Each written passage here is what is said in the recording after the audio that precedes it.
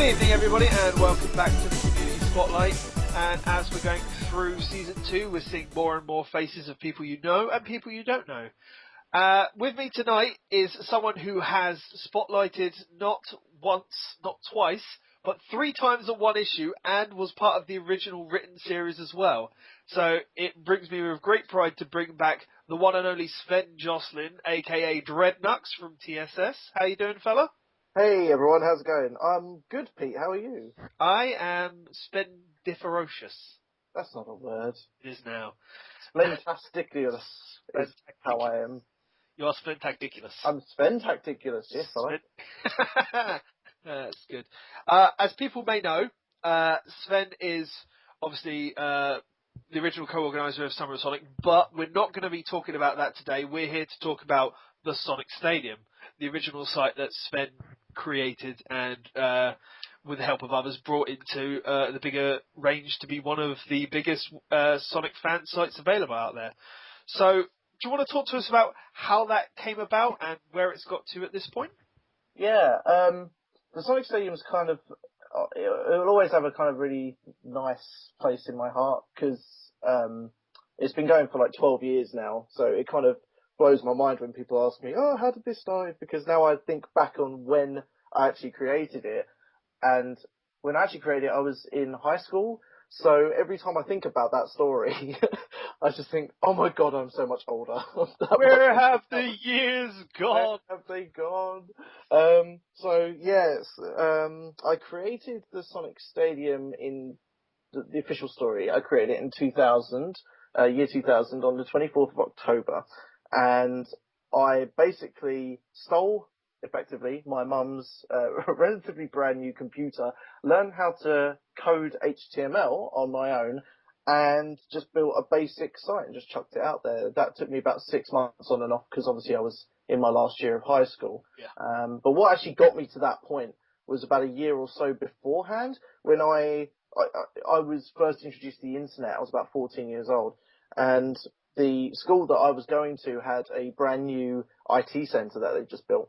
Right. And it was all brand new and fizz pop whiz bang and everything else, and everyone's like, oh look, these are Pentium 2 processors, they're so fast, which today you think rubbish, but they're amazing at the time, and hooked up to this new thing called the internet, and we didn't know what the hell it was, and didn't take it people long to realise that there was a world of things that they could search for in this thing, which was kind of unfiltered in a way because the people running the internet, the teachers and stuff, didn't really have an understanding themselves about how to control it. So what we ended up having was a bunch of people downloading Mega Drive ROMs before long and putting them on a floppy disk and just putting them into the computers at school whenever there was a class or during lunch.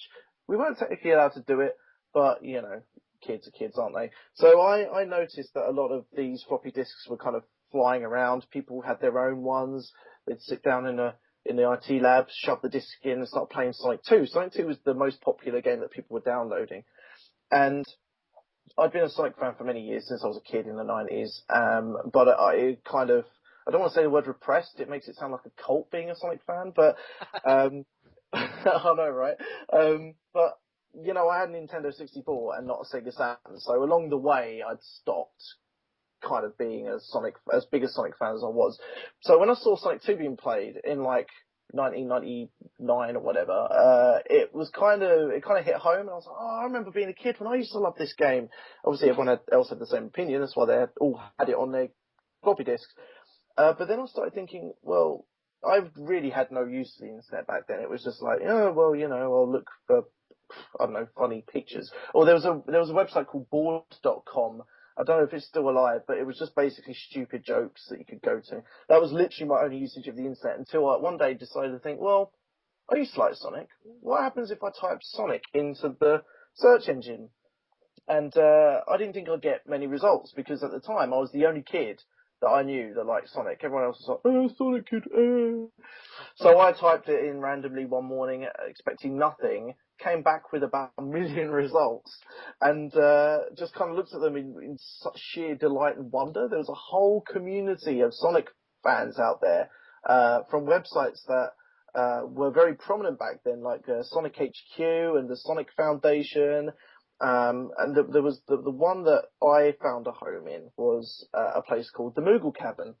And I kind of got to know the people in the forums there. The Moogle Cabin, it's not around anymore, unfortunately, but for those who don't know, it was kind of a four-pronged fan site. So a quarter of it was Sonic, a quarter of it was Final Fantasy. I can't quite remember what the other two were, but there was a forum and stuff. So I got to know myself in the forum, got very chatty.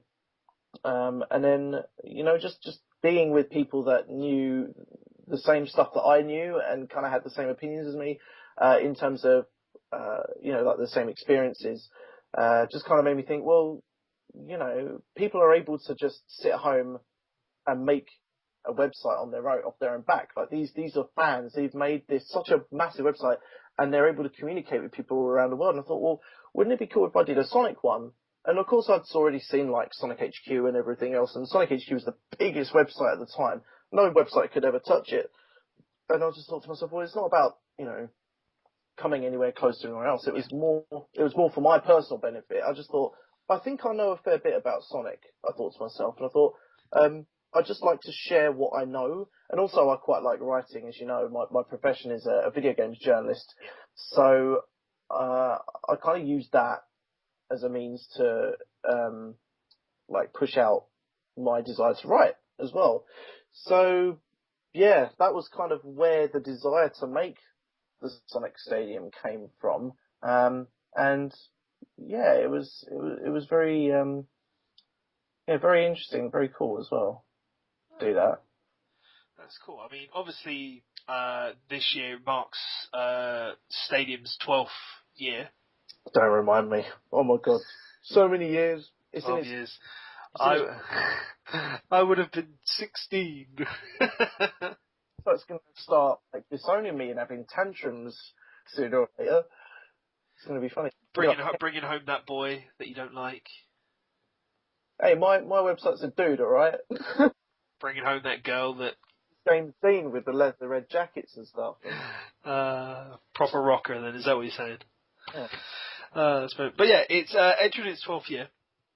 Obviously, it's realistically in the last couple of years, a lot of the older sites that you first saw and have grown up with have unfortunately died out. I mean, some are still about, but they're not a lot of them are big as much as they used to be. And I mean, a lot of the communities have kind of meshed into your SSMB forum as well, and it's pretty much just got a home for everyone now. So I mean, how does that feel? I mean, when you saw these big fan sites when you originally started to now be the big fan site? Yeah, it's I don't think about that at all. I never did, and I still don't. I mean, if you start thinking about you becoming the best, you've kind of already lost, I guess. I mean, the whole point for me, I always knew that the Sonic Stadium was going to be like a hobby site for me. It was going to be just a way for me to get in touch with people, and if people were interested in what I had to say, then great. If they wanted to talk to me and communicate with me about this and that, about a Sonic game, then also great. If they didn't like what I was all about, then they can go off somewhere else. That's fine. But yeah, it is. I never really thought about it as usurping anyone. But it is kind of sad when you mention about all the sites that, you're right, that there've been a lot that have come and gone. Sonic HQ obviously that was the big site back in 2000. Yeah. And I've got to make a point that the Sonic Foundation was, by Kedzie K, was actually a very big influence for me in terms of web design and also in terms of just how to present features and news and things. So to see Kedzie kind of drop it, I didn't quite understand at the time. I was kind of like, I'm going to be able to juggle this all the time forevermore and everything else. Of course, now, you become an adult and it obviously becomes a lot harder. So I can understand why, some of the, fan sites, especially Sonic fan sites, have a bit of a limited shelf life. There are other sites as well, like Sonic Verse Team. which used to be a comic, like a selection of comics, like hand-drawn comics. Yeah. A number of them. And, just the Sonic ROMs as well, which was, I got to know the guy who ran that quite well. But interestingly as well, like you do see some sites transform as well during the time that, you've been around the community for so long. For example, the SSN News was around when I was actually starting out. So, I believe Tristan, you've already interviewed him, so he'll probably correct me on this because I don't know his complete history. I know around about 2004 and 5, he dropped out of the community, and I thought that would be the last we'd see of him as well. I thought that was quite a sad thing, but he came back in 2008 and made a big comeback, so that was pretty cool. So it hasn't been like really sad in a massive way, that we've had people come and go, we've had people come and then come back. So that's been quite cool. I've been quite proud to say that most of these fan sites I've managed to end up make quite good friends with.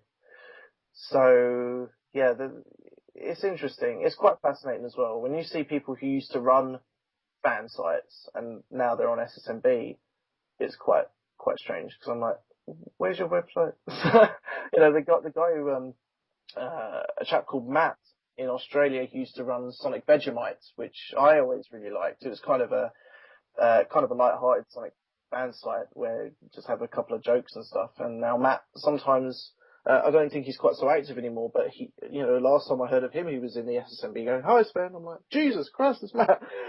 So people can surprise me by coming back and just saying hi. But yeah, it's a strange one. It's a strange one. Yeah, that's cool. Yeah, really, really strange.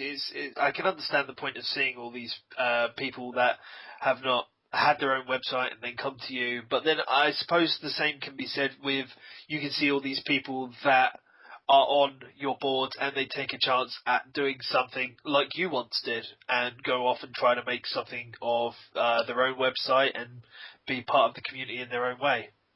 Yeah, absolutely. I love that. If I love the fact that I think this has probably been said a few times by other people in your series too, but I think the consensus is that there probably aren't enough Sonic fan sites out there in the community anymore. Like, there's not that many kind of diverse. Yeah.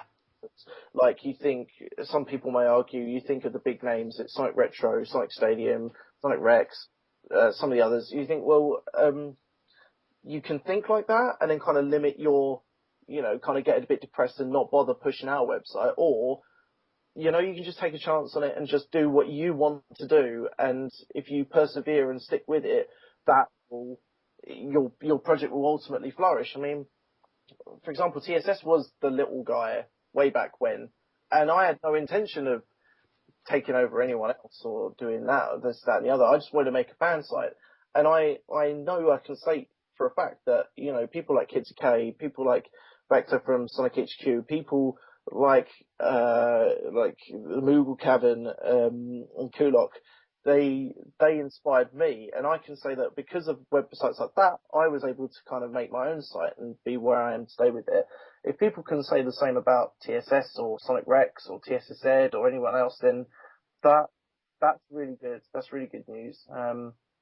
But yeah, I think there are a lot of fan sites out there. I think you just got to kind of look for them. And I don't believe in the idea that, the bigger websites are pushing out anyone else, because, I'm not I don't think Retro or myself or anyone else is actively trying to push people to not make websites. Far from it. It's interesting, in fact, because when I first started out, when the Sonic Stadium really hit its peak, round about 2005-06 era, I had more of this than most, but I still get this sometimes. I had emails from people who wanted to make a fan site, and they'd literally come to me for advice, and I'm more than happy to help them out. So I emailed them back and I say, "Oh, you need to do this," or, the web design's a bit scruffy here, or, this looks great, find a web host that works for you, and that sort of thing. But I'd seem to find a pattern. Every email that I got, or every PM that I got, no matter what forum, no matter what website or anything else, I'd always got the same approach where people would come up to me and say, "You've inspired me to make a website. I really want to make a Sonic fan site like yours. Would you please have a look, blah, blah, blah. Here's a link." So I look at it and I'm like, all right, cool. It looks great. When are you going to launch it? And they say, well, this is the thing. It's not finished yet. I'm like, right. They say, it's not finished yet. So I'm going to wait. I'm going to wait until I've got as much content as a Sonic Stadium before I launch it. And there's two elements to that which kind of make me kind of react. It's not so much the fact that, that by saying that, whether they intentionally mean it or not, they're saying, oh, I'm going to be competing with you. And that's not what a community in general is about, let alone a community site. But on another level, my reaction to that has always been, dude, just please release your website. It looks fine as it is. Don't worry about the content. Get it out there. And they always get confused. They say, why should I do this? And I say, well, I started TSS with nothing but like 16 web pages, and it didn't look anywhere near as good as, half of the websites that you can make off the cuff now. Yeah. I just put the content up afterwards. You don't have to worry about competing with anyone else. Just do what you want to do and then build on that, because if no one knows your website exists in the first place, you can't build content. You can't learn from those of the fans who come to your website and give you advice, feedback on where to improve your site. It's like, it's all well and good asking an existing webmaster for advice. I'm more than happy to do that. But you need to have the feedback from people who will come to your website ultimately and enjoy it on a regular basis, if you know what I mean. So ultimately, if you release your site, no matter how big, small, whatever, you can angle it and tailor it to your audience.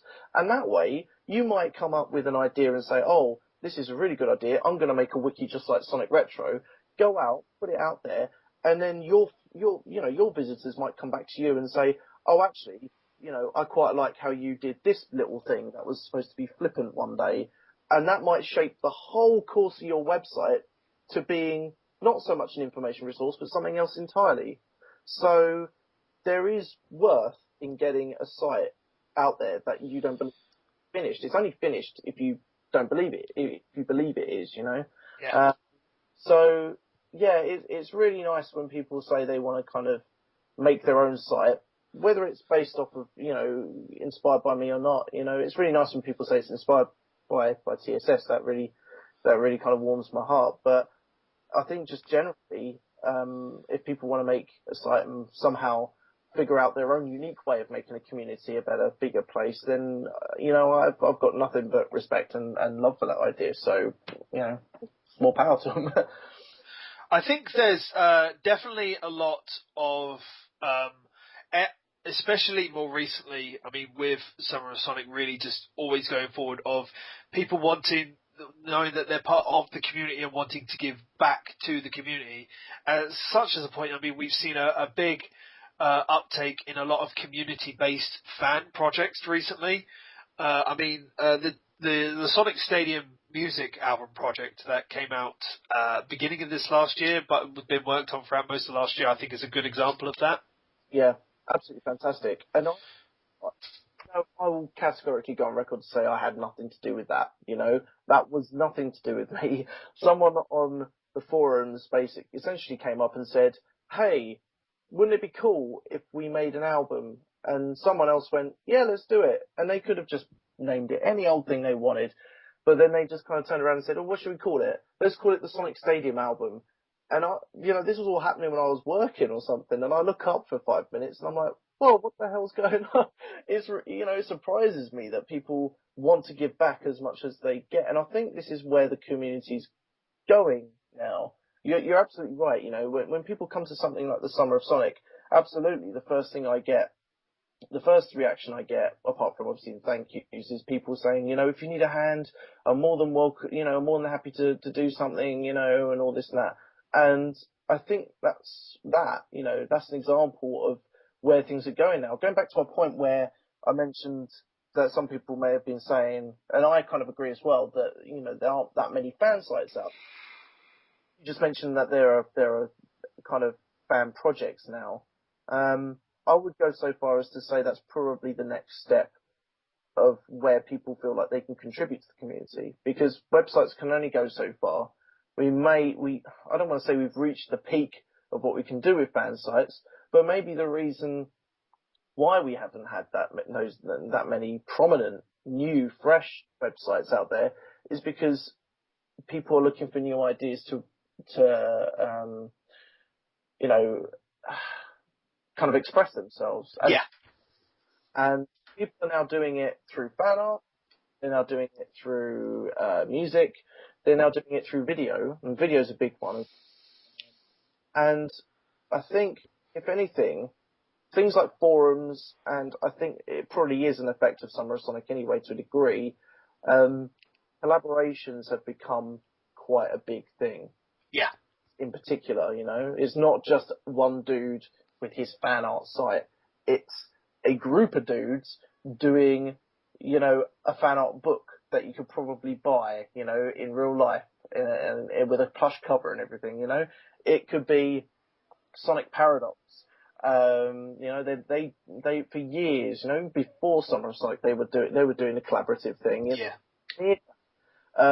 Instead of being one dude with a video thing, they collabed together and made some awesome stuff together, you know. And obviously the music project is just another spike of that. And I think that might be where we're seeing a lot more of the emphasis in terms of the community and the kind of things we're seeing, rather than fan sites, which is why I don't think there's much of an issue when it comes to people saying the community is in dire straits because there's not enough fan sites. I don't think the community is in dire straits because there aren't enough fan sites. I think the community is just fine. It's just we're finding different ways to express ourselves in new and unique ways. Definitely. I think it's completely right. I do think that collab projects are pretty much the next step past fan sites now. I mean, as you've said, I mean, there are a lot of people that thinks fan sites really just haven't got the get up and go anymore. And forums are a really good place for people to obviously get to know people that like the same things that they do, and then they can always just find a niche within that they feel comfortable and can work with other people with. So that's really good. I mean, we'll take it back to TSS itself instead of the forum. We'll come back to the forum in a bit. But with TSS itself, has there been a particular year, as it was, that you feel like it really took off on its own? There's been a couple, I have to say. There's a couple of eras. The first one, they're kind of all really integral to being, I guess, you know, providing TSS with the kind of status it has now. The major one, in my mind, is kind of 2001. Now, this is significant for me because it really surprised me how relatively quickly TSS as a website turned it around, because I, you know, started out, obviously, as most people do with a fan site, you know, you don't get many visitors. You'd be lucky if you had 3 visitors a day or a week or something, right, when you in your first week. But it was obviously getting to the point where I was getting quite impatient. It was kind of a year had kind of passed almost. Actually, not a year at all, about 6 months. And I was getting more frustrated, not so much the fact that no one was really appearing to enjoy the website, but more the fact that I had changed hosts several times, free web hosts, and one of them particularly messed me up by wiping my entire account, which wasn't fun. So, yeah, I had to completely rebuild from scratch, which is a familiar story in this website's history. But yeah, that was the first time that kind of happened. And I think 2001, it was the year I finished high school, and I took a few months out specifically because obviously I was taking GCSE, so I had to study for that. But I did have a brand new kind of core concept for the site kind of in the wings. And so whenever I wasn't studying, I'd kind of scroll away on the website and stuff. And then that was the year Sonic Adventure 2 obviously came out. obviously, as every Sonic fan knows, and I was making a big deal of that as well. A lot of people started getting attention, giving my website attention after I did a review of the demo of Sonic Adventure 2 that came on Phantasy Star Online. I don't know if you remember that on a Dreamcast. Very vaguely. If you bought Phantasy Star Online on a Dreamcast, you got an extra disc which had City Escape. You could play City Escape, but a lot of Sonic aficionados would know that the music's quite slightly different because it's not quite finished. It's work in progress, instrumental version of Escape from the City. So it hasn't got any vocals, and the instrumental's a bit meatier, and I quite like that version, you know. Yeah. But I did a review on it. People seem to really enjoy it, and obviously the buzz about Sonic Adventure 2 really put my website into prominence. But what I believe actually pushed it over the edge was when I came back with TSS around about, well, I timed it for June 30th, I think. So when I released the site again, I came out with a bunch of new initiatives because I thought to myself, if I'm trying to be myself and I'm trying to be a bigger site than what I'm already am, you know, if I'm trying to grow my site, I shouldn't be just doing reviews, news and all the rest of it, because anyone can, you know, people can look at my news and say, well, you know, I can just go to Sonic HQ and read Sonic News there. What's new for me? So I had to think of new ideas to make people come to the Sonic Stadium and actually stay there. And three of the ideas I came up with. One of them was Sega Sonic Radio, which was then initially called something really cack-like, Sonic Groove Tunes. I don't know. I may have been drinking too much Coke and studying way too hard to think of that name. But that was essentially that. So there was that. There was the Sonic Fan Club, which was a section of the website that I created to highlight specifically fan creations. Yeah. And that went on for about a year or so before I had to can it, because I ended up just realizing that it was more than a one-man job. I couldn't do it all on my own. But I think TSS was actually because of that fact, TSS was the first website that actually covered Sage, Sonic Amateur Games Expo, when it did their first one in 2001, right? So there was that. There was Sonic Groove Tunes FM, and then there was the Sonic Site Awards, which was pretty much the killer app, because what that essentially did was it was awarding other fan sites for being awesome, which, you know, was pretty nice in itself, but the payoff for me was that people were coming to my site specifically to publicize their own site. So you can see how circular it kind of is, you know, sacrificing my popularity, I guess, whatever you want to call it, to put a spotlight on other people, but then to do that, people come to my site. So it was kind of helping everyone out. So that was the key, I think, to what brought TSS up in prominence in 2001, and then we kind of rode that for as long as we could, and then around about 2005-6-ish era, I'd say is the second spike point. That was really what I would think would be the golden kind of era for TSS, because myself and B-Man, Ian Bennett, we created a kind of a bespoke website system for the sites. That was going quite well. And then I also got in touch directly with Sega Europe through an event that I saw on Sega's official website. Like the brand manager of Sonic at the time was doing his own DJ spot in London, what he did in his spare time. So I decided to go up there specifically to talk to him. And yeah, because of that because of me doing that, the guy who basically was DJing, he said, "Oh, we've been meaning to find a way to connect with the fan base for some time now. Would you like to come and have lunch with us?" And for me, you know, for someone who's been running a fan site for like 5 years, this is me. Oh my god! I have to go to lunch. So that was a bit of a mind screw, and I don't know if I actually provided any worthwhile information to them at this lunch, but I know what resulted from it was the establishment of what we used to know as the community department in Sega Europe specifically. So, yeah, I'd like to think that because of, me talking to Sega, the community department was established, and then because of that relationship I had with whoever was community manager at the time, I was able to get some really nice things for fans and the Sonic Stadium as a whole. And the first thing to really come out of that was something I titled Shadow Week.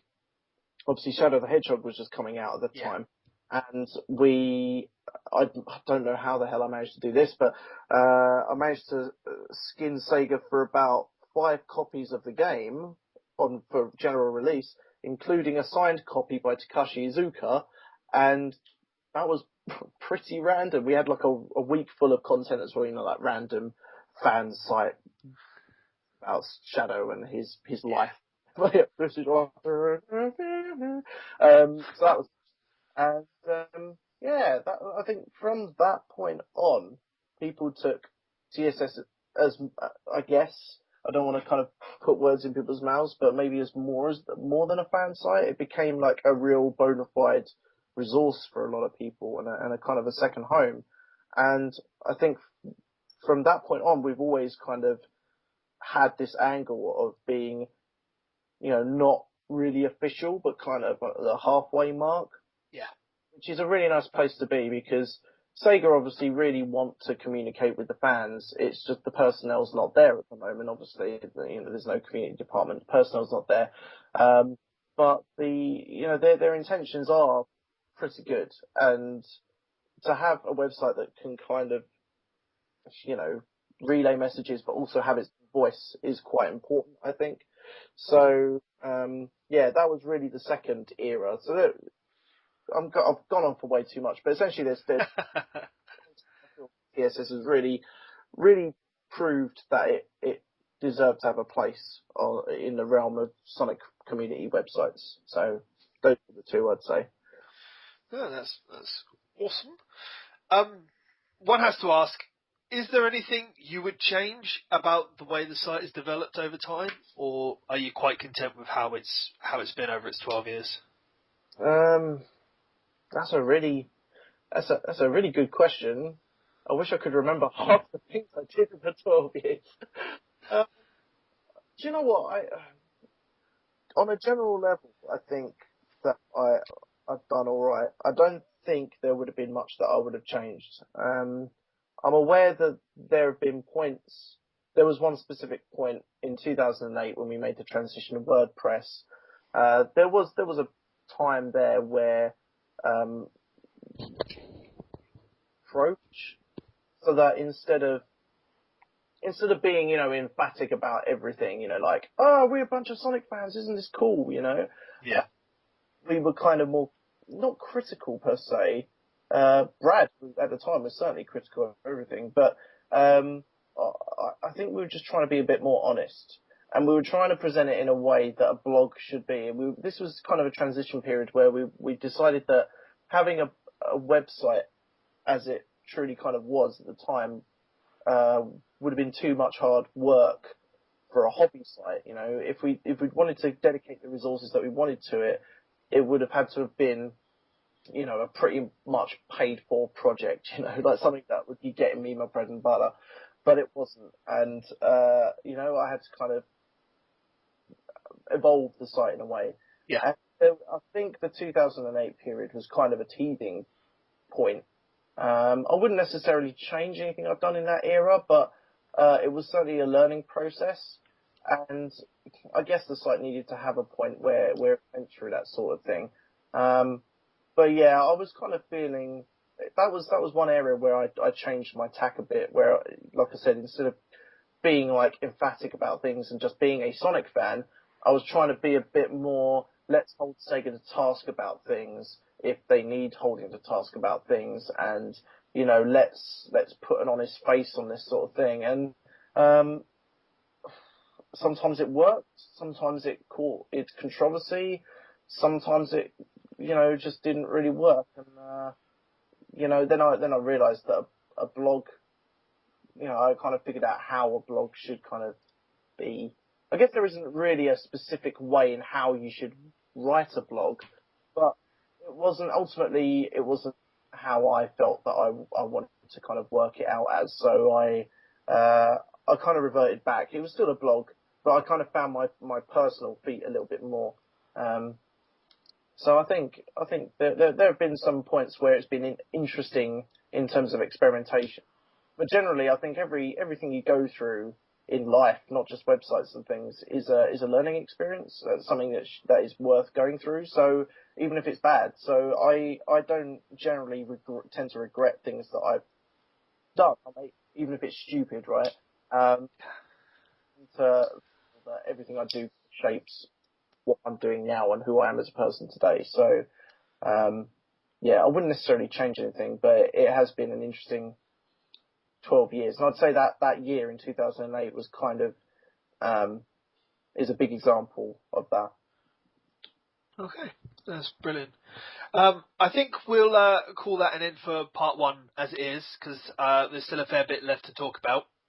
So, yes, join us again for part two, which will come soon. And you'll see me in Dreadknux quite soon. I'll see you then. Come back, otherwise I'll be sad. That too. Bye.